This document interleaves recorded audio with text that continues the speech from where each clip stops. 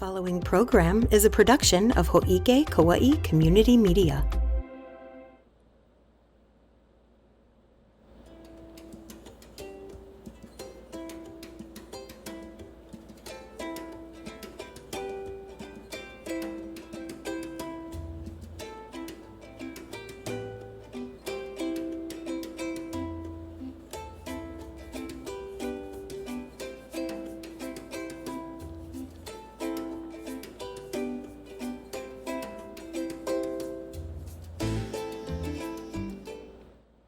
Aloha Kauaʻi. Boy, do we have a full show for you today. In addition to some in-studio guests, we also have info on the upcoming Waimea Town Celebration, a new YWCA program specifically for Native Hawaiian residents, and an interview with Hawaii's 2025 School Counselor of the Year. And as if that weren't enough, we even threw in a complete list of this week's events that are up next. Regardless whether you're watching us on YouTube, Channel 54, or if you're listening to this on the Hō'ike Podcast Studio, make sure you're comfy. I'm Tricia Allen, and this is the Hō'ike Weekly.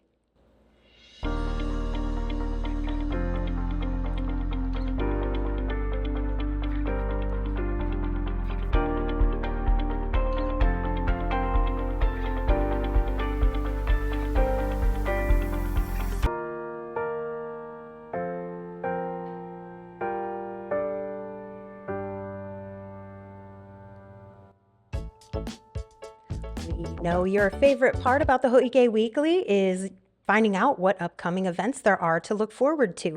Don't forget that you can get full details on everything we talk about in today's show by scanning the QR code on your screen or clicking the tiny URL link in our show notes if you're listening on the Hō'ike Podcast Studio. Let's do it. Every year, the west side of Kauai gathers in Waimea for 8 days of fun, food, music, and more at the Waimea Town Celebration. This year, the event begins on Saturday, February 15th, and it runs through Saturday, February 22nd. During that time, attendees can expect each day to have its own lineup of fun contests, races, music, vendors, and food, all geared toward bringing people of all ages together. We caught Thomas Nieto, the events director, out in Waimea and had a quick little chat with him, which we filmed for you, of course. So check it out. Those 2 nights. I was excited about 3+ personally. Yeah, I saw that and I was like, oh.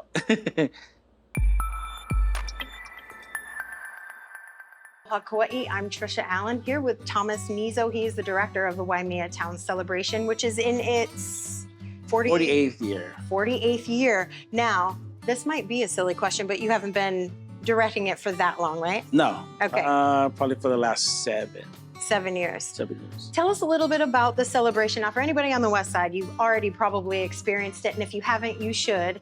But tell those who maybe haven't had the experience what it's all about. Yeah, I mean, we're trying to mix a lot of different things in within the 7-8 days that we have programmed. You know, Hawaiian culture, Hawaiian music, local music, reggae. Just trying to hit a lot of different demographics in the 1 week period. We have a film festival. Actually, this year it's one film that we're actually honoring Alithia Kohi. She was a Hawaiian practitioner, a kumu here at Waimea. And she was responsible for actually erecting the Kaumuli'i statue at Pa'ulaula here at Waimea. So we're honoring her. And she had Julie Morikawa did a biography film about her. So it's about a 30-minute film. So we're going to honor her at that film festival. We have cocktails and cuisine. You know, people who are on the upper echelon of fine dining and spirits. Right. Kind of deal. The theme is the Orient this year. So it's sake, shochu, and baijiu. So make sure you have a Uber or designated driver. Good advice. But yeah, so film festival, cocktails and cuisine. We have music in the park aimed at visitors that are passing through Waimea. Hawaiian music, hot dog contest, musubi contest, kimchi eating contest on all 3 of those days. We have the ambassador of Aloha. We're going to be honoring Pastor Darryl Kua and his wife Elizabeth this year. All of the work they've been doing since COVID and helping out our community. And then Tales and Treats, which is going to be featuring Lopaka Kapanui. And he's like, I don't know if you guys saw him before. He's like the Hawaiian ghost storyteller. Okay. And then obviously the big hō'olaulea, the 21st, 22nd, which includes, the rodeo, the run, the girls softball tournament, the basketball tournament, the canoe regatta. So all of those things, Scotty's music ukulele contest, super duper eating, The ice cream eating contest. Yeah. And obviously the beer garden that Kola Rum and Ray's Distributing is sponsoring this year again. Mm-hmm. So just a whole bunch of mashup stuff just to hit all the demographics on the west side. 8 days of just good fun. Of stuff. Now, if anybody is bored that week, it's their own fault because there's plenty to do. With a hot dog eating contest and an ice cream eating contest, definitely want to wear elastic pants. You said you've been doing this for 7 years. How did you get into this?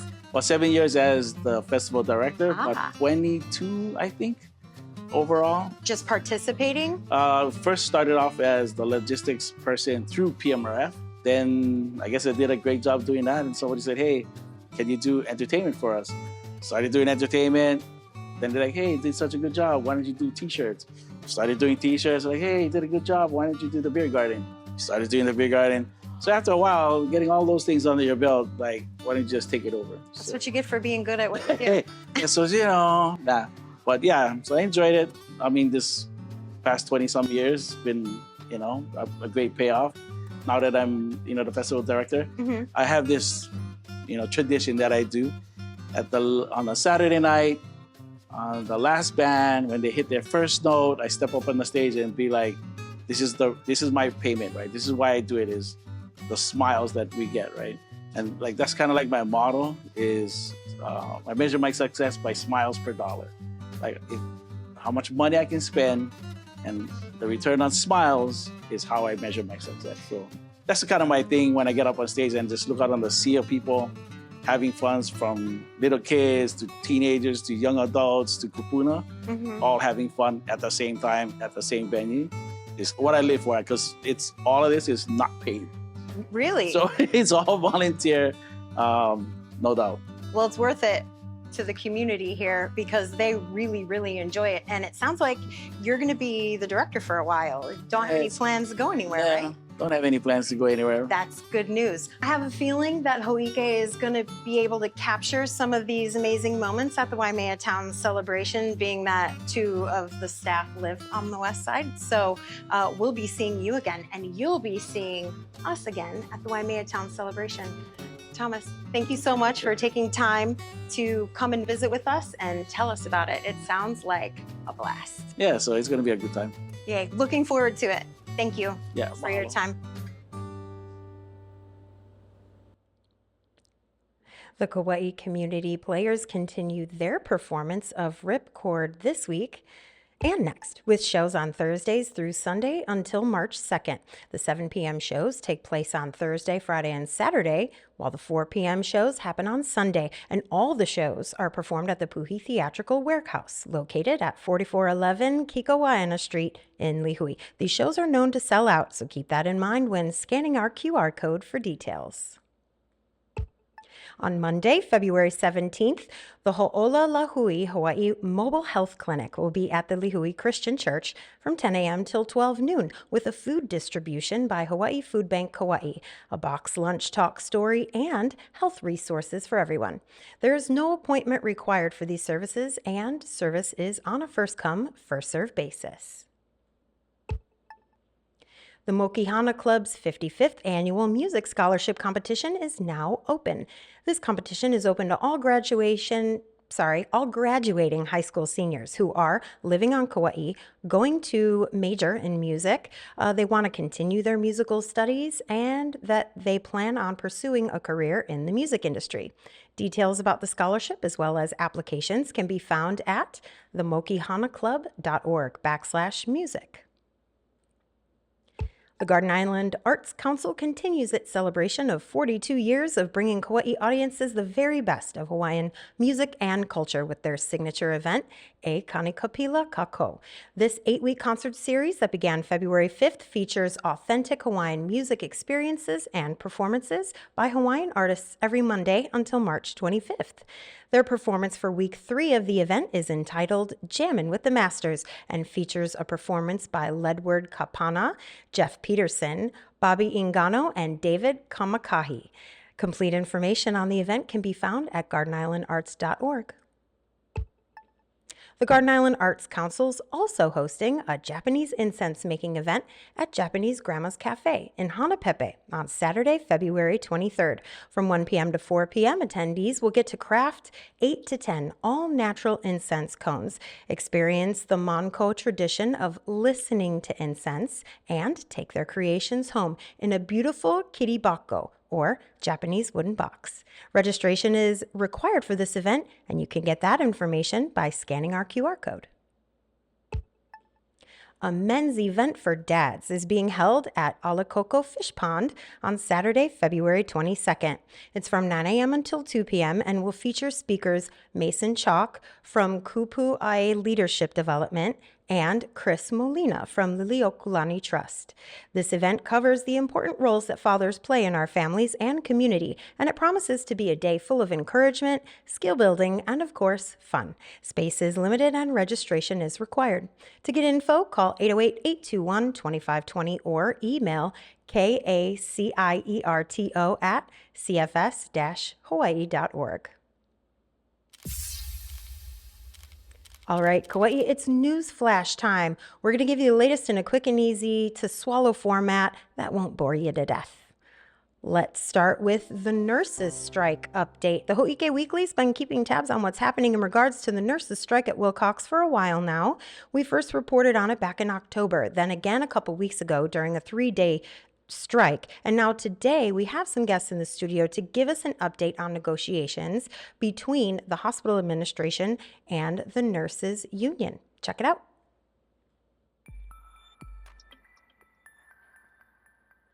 Aloha Kauaʻi, I'm Tricia Allen. Joining me in the studio, we have Natalie and Jesse, both nurses at Wilcox in Lihue, going through some contract negotiations, and they're here to give us a quick update.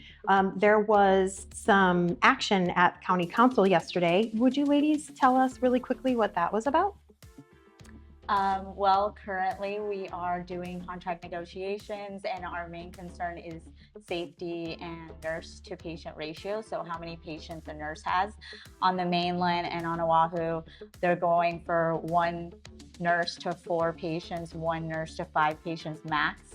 Here we're at 1 to 6.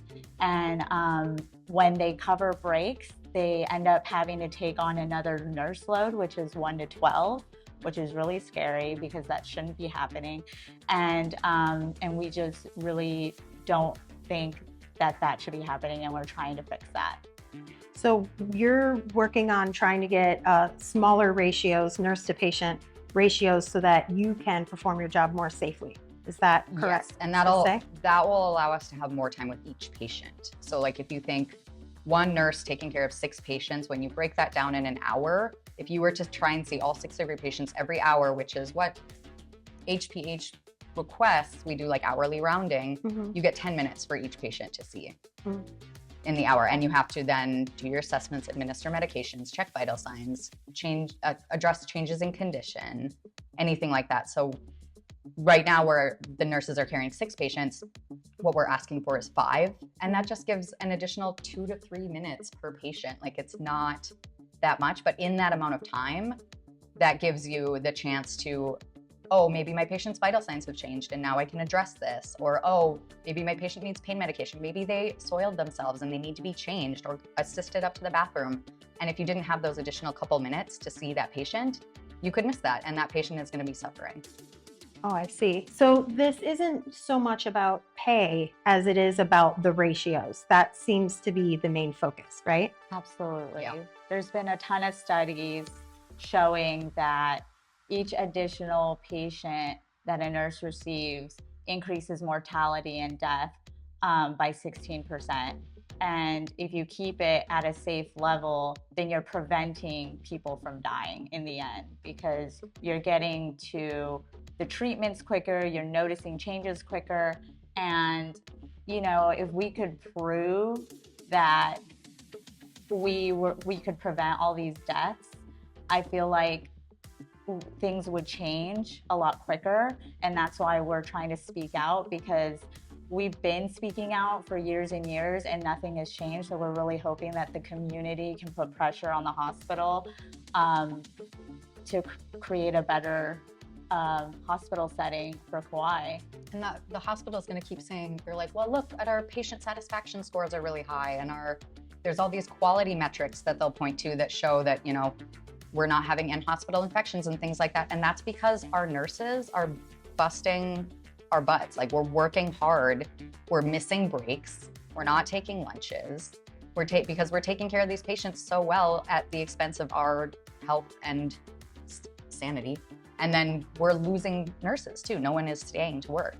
Which honestly is my next question about staffing. In order to cover these ratios, you would have to have more nurses on staff at that specific time. Is that an issue that you ladies see at the hospitals when you're working, that there's not enough staff to cover the ratio? Well, what's happening a lot of the times is we have the staff to meet these ratios, but they're getting sent home and they're overworking the staff that's staying. So a lot of nurses aren't getting their hours. They're getting sent home and not getting paid their full wages. And then the nurses that stay end up taking on these crazy loads. So a lot of the time they already have the staff and they're just not utilizing them. I see. And when we spoke earlier, you talked about the difference between, say, an ER nurse and then a charge nurse. Can you explain that really quickly? So on the floor, on the med-surg floor, Yeah. there's the regular staff nurses that carry up to 6 patients. And then there's a designated charge nurse who also carries up to 6 patients. And so she or he has their 6 patients that they're responsible for. And then they also have a whole laundry list of other responsibilities to the floor. They need to make sure everyone's getting their breaks. They need to be checking on sometimes staffing for the next day. They're putting out maybe fires, not literal fires, but they're putting out literal fires. Actually, they're dealing with maybe like patient or family complaints or Okay. like staffing issues, things like that. They just have other stuff. And then what the current proposal from Wilcox right now is also saying, they want to add additional responsibilities to that charge nurse. They want to have them reassessing the acuity of every patient on the floor 4 times a shift, 3 times. In It's addition to something- having in their addition to own having share. their own patients and all the other responsibilities of the floor. They want to add more responsibilities to the charge nurse. I see. And so that's crazy.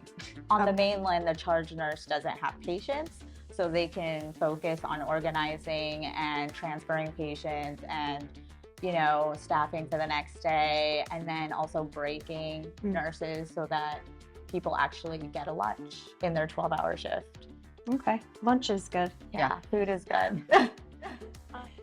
Yesterday, the county council heard a resolution that was presented by Fern Holland and was it Bernard. Carvalho.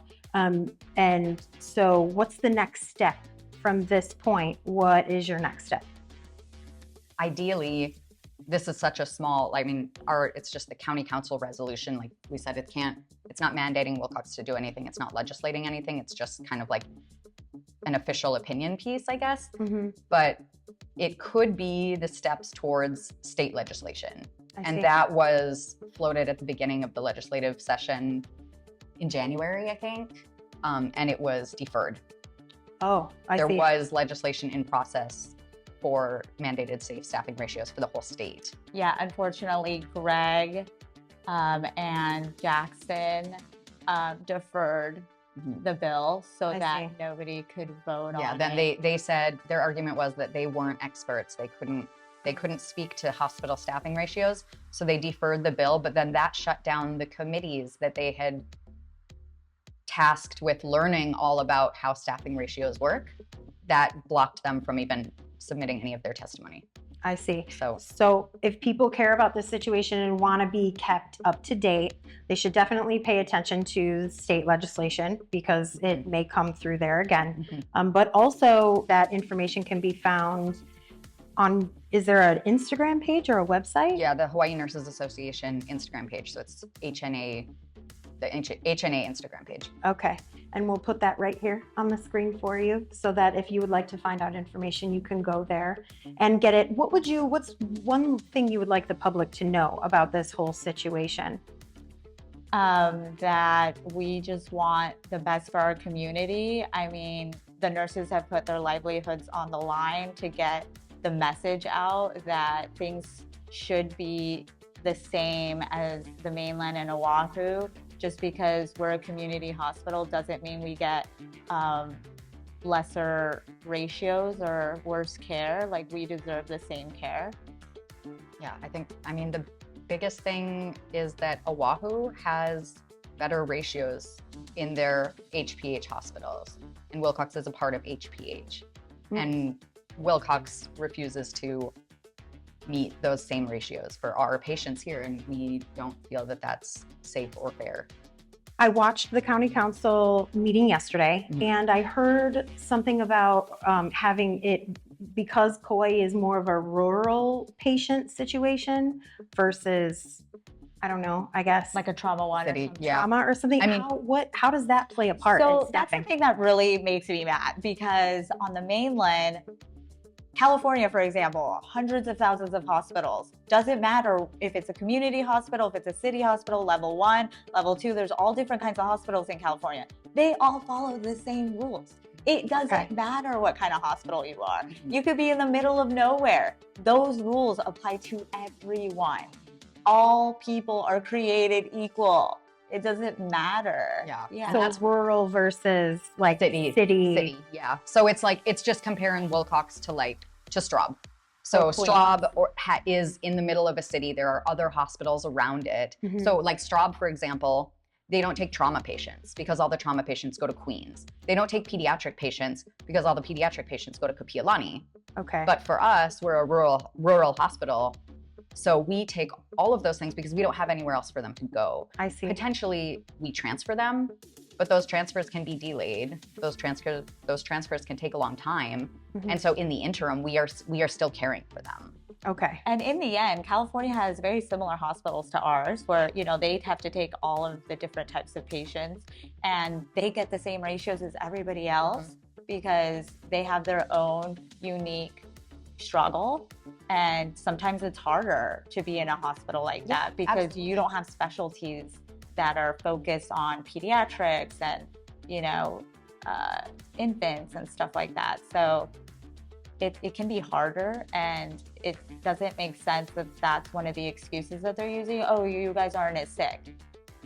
People are sick and they deserve the same amount of care as everybody else. Yeah, and because we are rural, we don't have the same resources. Which makes things harder. Yeah, we don't have, like, a larger hospital is gonna have an IV team that's gonna come and start all the IVs. They're gonna have a discharge nurse that's gonna do all the discharges. They're gonna have a pediatric unit. They're gonna have a trauma unit. We have medical surgical floor. We do it all. And all the patients, that is in one all the spot in our patients go hospital. there, and the nurses that are working there do all of those things that are usually delineated out to other resource teams. Okay.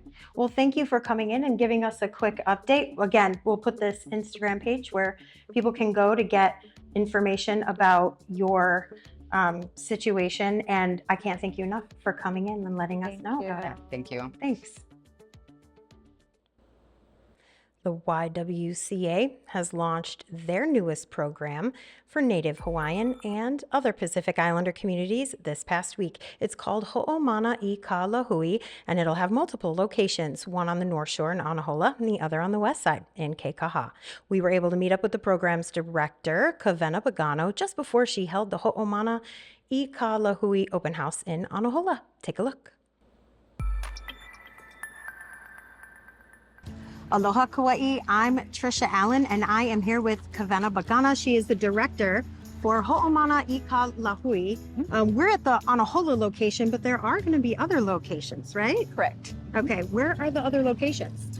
So our second location is actually located in Waimea to service the population there along with Kekaha. Okay, and this program is run through the YWCA. It's specifically for Native Hawaiian and Pacific Islander communities. Tell us a little bit about this program and what it does for those communities. So this specific grant under the Department of Human Services was really tailored for rural communities like Anahola and Kekaha. And the services that we provide include prevention services.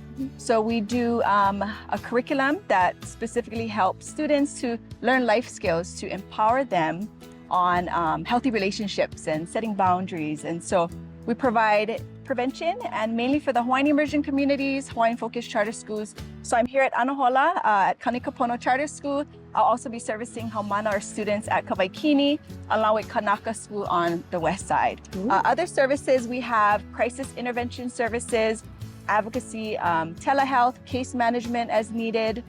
We'll be hosting events also because we are culturally resident services. We do want to host events that help to promote more healing and really to help perpetuate and revitalize the Hawaiian culture. So, And looking at all of this information on this pamphlet, and there's a lot of it that obviously people who are watching can't see. Where can we send them? What website or online resource is there for folks if they wanted to get more information about this program or how to connect with the YWCA? great question. So right now we do have a website, YWCAKaua'i.org, but we will have office hours as well, Wednesday, Fridays here in Anahola from 9 a.m. to 3 p.m. We are still determining the hours for Kekaha. We haven't opened yet. And also by email. So my email, kavena@ywcakaua'i.org. And you're having an open house for Kekaha. I'm not sure if we talked about that. What is the date for that open house? That will be March 4th. It's a Tuesday evening. The grand opening will be 5:30 to 6:30, but same open house from 1 to 4. Okay. And people can come and get information about the program and see how it can benefit them. Thank you, Kavena, for this. It's a lot of work, and we appreciate everything that you do. So thank you. Mahalo. Speaking of health, a new app is connecting the community and helping to save lives. It's called Pulse Point, and it empowers everyday citizens to provide life-saving assistance to victims of sudden cardiac arrest. App users who've indicated that they're trained in CPR and willing to assist in case of an emergency can be notified if someone nearby is in cardiac arrest. The app also directs these rescuers to the exact location of nearby defibrillators. If you're not certified in CPR and can't help, don't worry. You can still check the app to see what emergency calls that KFD and first responders are working on, which is kind of how I use it. Pulse Point is available on both Apple and Android devices. Every year in the state of Hawaii, the American School Counselor Association names a School Counselor of the Year who devotes their career to advocating for the nation's students and addresses their academic and social-emotional development, as well as their college and career readiness needs. Well, this year's School Counselor of the Year happens to be from Chiefess Kamakahele Middle School, and her name is Noelani Butcher. We had the honor of interviewing her in the studio this week. Let's take a look at what Hawaii's 2025 School Counselor of the Year had to say.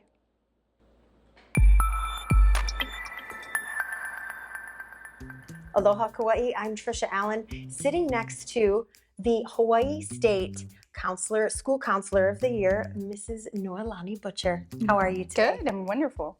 Well, you're a wonderful counselor according to the state of Hawaii, and we are very lucky to have you. We're going to ask you all kinds of questions today because we want to know what drives you and how you got to be in this amazing position and how lucky we are to have you on island. So let's just start with that. How long have you been a school counselor? I've been a school counselor for 14 years. Okay, and then in education for how long? This is my 24th year in education. Wow. Okay, so before you were a school counselor, what did you do? I was a teacher, a special education teacher for 11 years. I taught students different grade levels, primarily elementary school. I taught all the different subjects, and it was very challenging, but I found that I liked the behavioral part, the why, and not so much the math. I never assigned homework as a teacher. Okay. Which is, I'm sure the students love that, right? So what about the special education part kind of drew you? I think behavior. I think that children that question why are we doing the math, they have more personality, I feel like, you know? So I just enjoyed the different diversity of those students. So from special education teacher to counselor, what did that switch over look like? You know, I just realized that so much of my teaching, my lesson plans always had to stop whenever there was a behavior or there was a mental moment. It was like there was no teaching going on if you're not ready to learn. And that makes sense. Yeah, so I just found myself liking that a little bit more than doing the math and the spelling and the science, although I love that and that's really important and teachers do amazing work. But working with the kids on their social well-being and their emotional well-being kind of hooked me. I'm assuming you have to come up with certain programs and, you know, fun stuff to kind of teach these things in a way that people can receive them. What kind of programs have you employed to So guidance lessons where you go into the classroom and you teach students different skills. That's primarily in elementary school. In middle school, you know, we try to show videos and we have social emotional curriculum that they get kind of in advisory. So we try to give it back to the teachers to kind of embed it, incorporate it in all subjects because it's, you know, social emotional wellness is so important. It's all day long, right? Yeah. For me, I like to say I'm the sprinkles on the ice cream. I like the fun stuff. I like that analogy. I like the fun stuff, and I'm not gonna lie. So some programs that I value and I find very important is the game room. I think that not all students like to run and play at recess, although they should. I do believe they should run and play and socialize, but kids in different grades, some of them like to socialize in different ways. And so I started the game room at our middle school, and we have board games, card games. We do have some electronic games, which they like.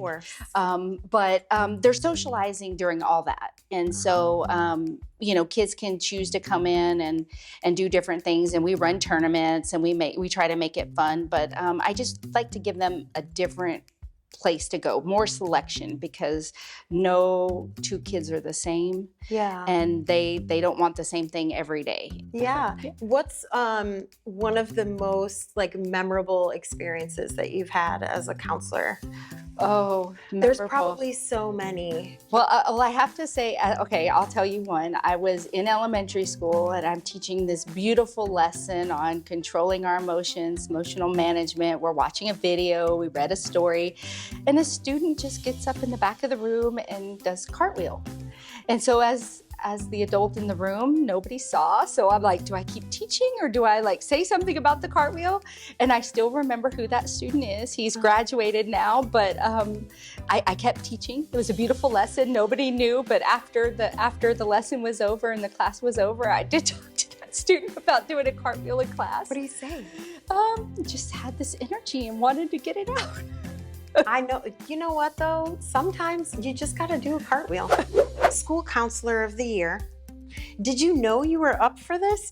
Were you nominated? How does it work? I was nominated by my vice principal, Tahara Stein, and she told me that she nominated me after the fact, and I was just honored to be nominated. I didn't think anything of it, and so I'm just in awe that because there's so many good teachers and counselors everywhere, and I feel like everybody needs to be recognized in an award. So it's very nice to receive this award. I feel like everybody should be, you know, celebrated, but I was very surprised. I'm very fortunate to say that I love my job. I don't love all the paperwork maybe or some of the non-essential stuff, but I like the kid part of my job. It's a necessary evil. Yes. Paperwork and stuff. It is.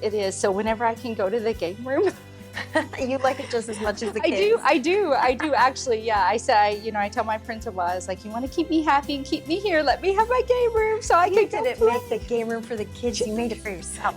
Yes, that is true. Secrets out, everybody knows now. Yeah. Well, thank you for taking the time and talking with us about it, and congratulations. Thank you on your award. It's well deserved. Thank and you. we're very happy for you. I appreciate it. Of course. All right, Kauai. An award-winning school counselor is a pretty tough act to follow, and luckily I won't have to, because that's all the Hō'ike we have for you this week. I'm Tricia Allen, wishing you love and aloha. And don't forget Valentine's Day or your Valentine.